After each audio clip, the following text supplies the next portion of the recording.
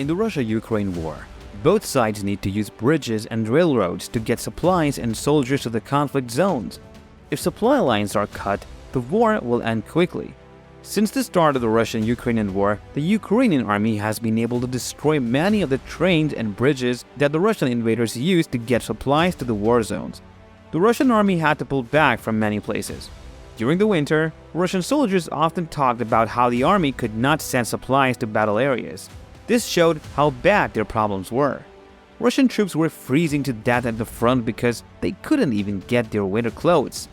Because they didn't have enough ammunition, they couldn't even defend themselves when the Ukrainian army attacked.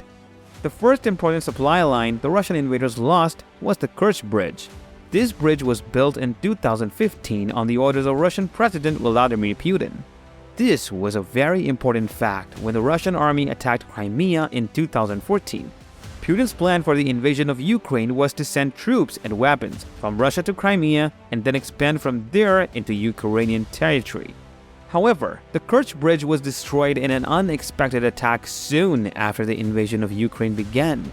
There have been many theories about why the bridge was destroyed. Russia said that a car bomb blew up the bridge. Others said that a drone attack or a boat passing under the bridge at the time of the explosion caused the explosion. There were many other claims, but it is not clear how the bridge blew up. What is clear is that the Russian army lost a very important bridge since the start of the Russian-Ukrainian war. Ukrainian forces control the west of the city and have destroyed key bridges over the river. Ukrainian troops are firing from fortified buildings to the west, making this area a killing zone that will make it hard for Wagner's forces to continue their frontal attack to the west. Kakhovka Bridge is another important bridge that the Russian invaders used to move troops and supplies. This bridge is in the Kherson region. This bridge, which the Russian invaders used often, was destroyed by an attack by the Ukrainian army. After the attack on the Kakhovka Bridge, a Ukrainian official said they will try to fix the bridge and find an alternative crossing, but they are running out of time and money. As soon as they build a new bridge, we will destroy it again for supply lines and war. Since the start of the war, these bridges were one of the most important ways for the Russian invaders to get supplies to the front. One of these bridges was the bridge over the Molochna River. The Russian invaders used this bridge as their main supply line to make up for shortages at the front. This bridge also connected the city of Mariupol to a village in Zaporizhia, which was an important part of the bridge. The mayor of the Mariupol, Ivan Fedorov, said something about the bridge that the Russian army blew up when they fired rockets at it. Fedorov said sarcastically that the bridge was old and that because the Ukrainian military was always close, they would leave without looking back. The Ukrainian army destroyed bridges and trains that the Russian occupiers used to get supplies. The railroad in Zankoy, Crimea, was one of the supply lines that were destroyed. The timing of the destruction of this bridge was also very important. The Ukrainian army blew up the railroad while the Russians were moving Kalibr cruise missiles over it. The Russian army, which is already having trouble getting enough ammunition, lost a lot of important weapons because of this. It looks like the Russian invaders will have a big problem because their supply lines have been cut. The Ukrainian army has been getting ready for a long time to launch a counterattack. After this attack, which aims to get rid of all the Russian invaders from Ukrainian land, it seems like the main point of the war will change.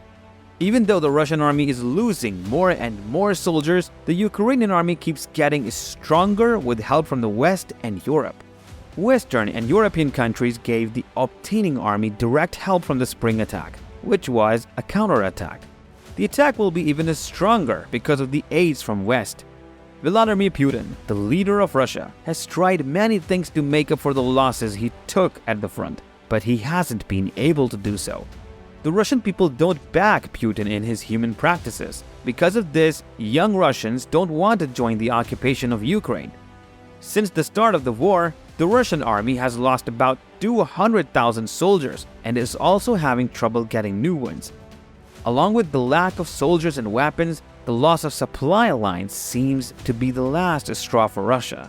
The Ukrainian army, on the other hand, keeps getting stronger every day. With his people and army who think they will win, Ukrainian leader Zelensky is making history against the Russian invaders. Meanwhile, Putin is struggling with a number of problems that he never thought of when he started occupying Ukraine. The Ukrainian army has stopped Russian troops from taking over many areas. Many of the soldiers in the occupied areas are waiting for the right time to hand themselves over to Ukrainian troops. The Ukrainian army is using a number of methods to bring Russian soldiers who want to give up into the army or set them free. Thousands of Russians hand themselves over to the Ukrainian army. Russian troops who quit the army keep talking about the problems they had in the army. These words not only show how cruel the occupiers are, but they also show how tired they are. Could the loss of supply lines like bridges and trains mean the end of the Russian army? What will Russia do if the Ukrainians start to fight back? Will this attack change the way the war is going? Let me know in the comments what you think about it. Please like, share, and subscribe if you liked this video. I'll see you again soon. Take care.